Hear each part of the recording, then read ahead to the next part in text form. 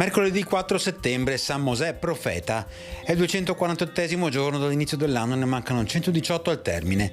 Il sole sorge alle 6:36, tramonta alle 19:42, la luna si leva alle 7:48, tramonta alle 20:15.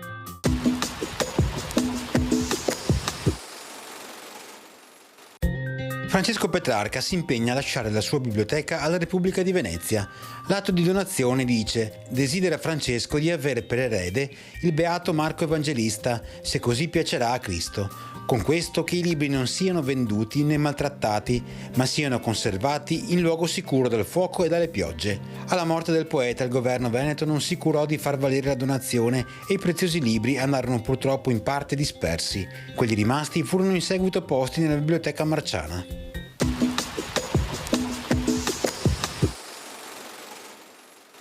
Le previsioni per domani: nuvolosità in aumento fino al cielo coperto, specie dal pomeriggio, precipitazioni, probabilità in aumento da sud-ovest fino ad alta ovunque dal pomeriggio, per piogge anche con carattere di rovescio o temporale, specie sulla pianura. Temperature in calo, sensibile dal mattino e con minime a tarda sera.